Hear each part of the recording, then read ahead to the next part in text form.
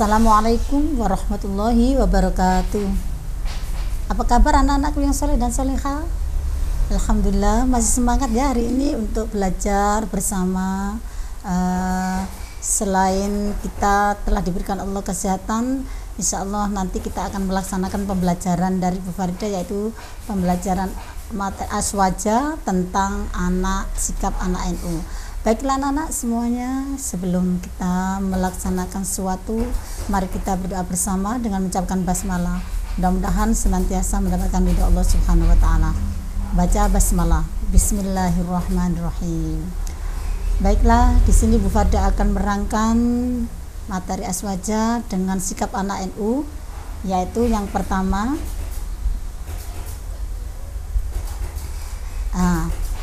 anak-anak, sikap anak NU itu yang bagaimana? Tentunya anak-anak harus tahu. Sikap anak NU itu harus dimiliki, ada 4 kriteria. Yang pertama adalah tawasud. Ya, tawasud. Sekali lagi tawasud. Itu yang pertama. Yang kedua adalah tasammu. Saya ulang kembali, tasammu. Yang ketiga yang harus dimiliki oleh anak NU adalah tawazun. Sekali lagi tawazun. Dan yang terakhir adalah amar ma'ruf nahi mungkar. Apa anak-anak? Amar ma'ruf nahi mungkar. Nah, di sini anak-anak tentunya belum paham atau belum tahu apa sih yang sudah dijelaskan Bu Guru atau sudah diperlihatkan Bu Guru bahwa di situ ada tawasud, tasamu, tawazun dan amar ma'ruf. Nah, kita akan pelajari satu persatu. Apa pengertian dari tawasud itu sendiri? Ya. Tawasud adalah artinya tengah-tengah. Maksudnya tengah-tengah itu bagaimana, anak-anak? Tengah-tengah itu adalah kalau kita mempunyai sesuatu tidak harus ekstrim. Kita harus bersikap adil, tidak boleh menang-menang sendiri. Jadi itu yang dinamakan dengan tawasud. Ya. Jadi artinya tengah-tengah. Itu. Nah, di dalam tawasud ini anak harus diimbangi dengan iktidal. Yang dimaksud iktidal di sini bukan iktidal sholat, artinya iktidal tegak lurus. Jadi harus bersikap adil, gak boleh semena-mena. Itu di tengah-tengah namanya. Nah, tawasud ini juga ada dalilnya anak-anak di dalam Al-Quran. Di sini tercantum dalam surat Al-Maidah ayat 8 yang bunyinya Bismillahirrahmanirrahim. Ya ayyuhalladzina amanu kunu qawwamina lillahi syuhada'a bil qist wa la yajrimannakum sana'anu qaumin ala alla ta'dilu i'dilu huwa aqrabu littaqwa wattaqullah innallaha khabirum bima ta'malun. Artinya, wahai orang-orang yang beriman, jadilah kamu sebagai penegak keadilan karena Allah ketika menjadi saksi dengan adil. Dan janganlah kebencianmu terhadap suatu kaum mendorong kamu untuk berlaku tidak adil. Berlaku adillah, karena adil itu lebih dekat kepada takwa. Dan bertakwalah kepada Allah, sungguh Allah meneliti terhadap apa yang kamu kerjakan.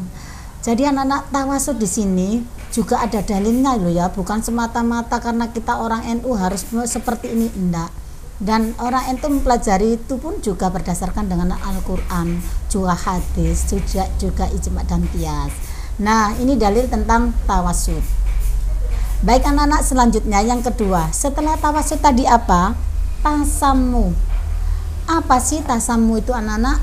Nah, tasammu itu adalah memaafkan. Kita sebagai manusia harus selalu memaafkan. Jika kita merasa bersalah, kita juga harus selalu atau suka memaafkan kesalahan orang lain. Nah, sikap tasammu ini harus dimiliki oleh seseorang, yang artinya kita harus lapang dada, gak punya sifat pendendam. Ya, jadi ini yang harus diajarkan dan dilakukan setiap hari. Dalam kehidupan sehari-hari kita harus memiliki sikap tasamu ini. Karena apa? Dengan ini kita bisa sadar, kita bisa belajar untuk bersabar dan tidak suka tidak senengannya menyalahkan orang lain atau dan sebagainya yang sekiranya orang itu tidak suka. Oleh karena itu sikap tasamu ini benar-benar diberikan kepada anak-anak, yang terutama pada sikap-sikap anak NU. Berikutnya, setelah kita mengetahui tentang pengertian tasamu, nah di sini juga ada dalilnya anak-anak, selalu ada dalilnya. Di mana itu tasamu?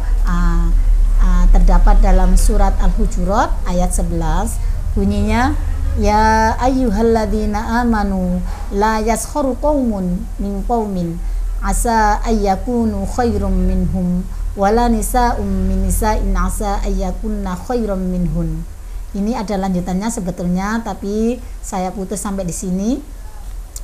Yang artinya, hai orang-orang yang beriman, janganlah kamu mengolok-olok kaum yang lain, karena boleh jadi mereka yang diolok-olokkan itu lebih baik daripada yang mengolok-olok tadi.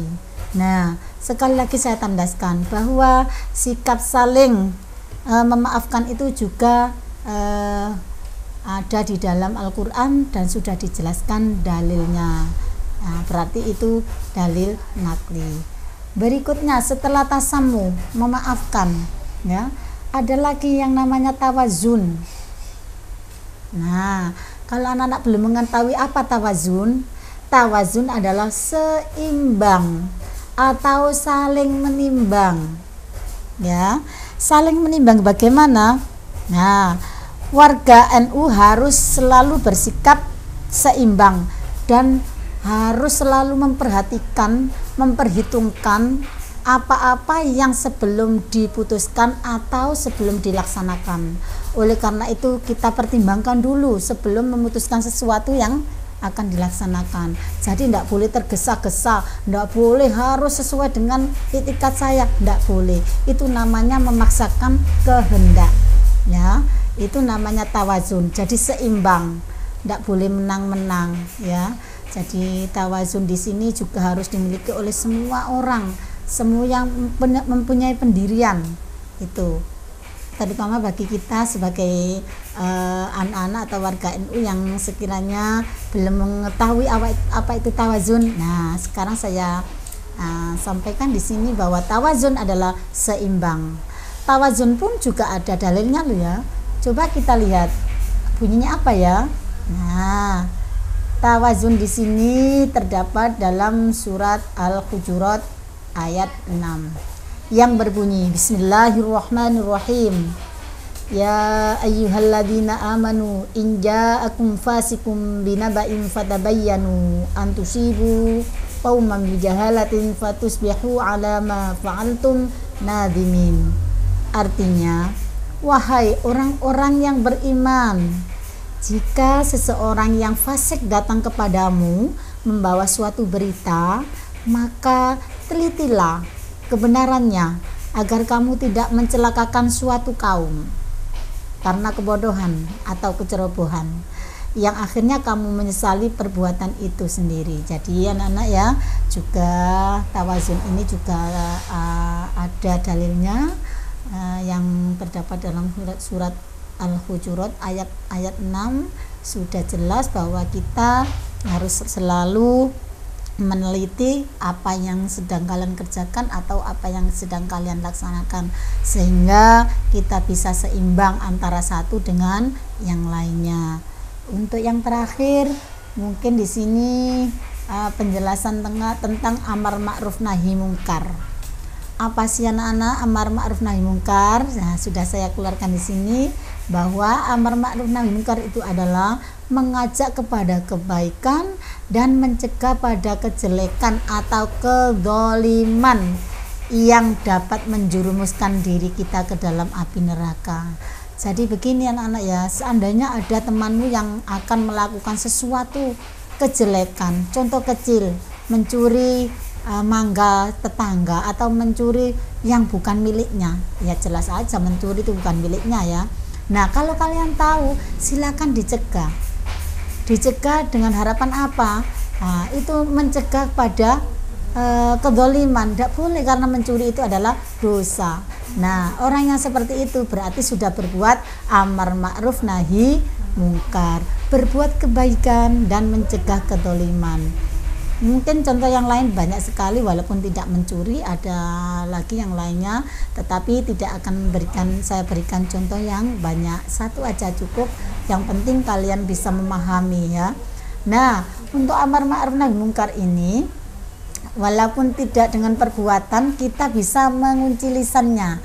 Artinya mengunci lisannya, nggak berbicara dengan jelek, bicaranya tetap yang santun ya.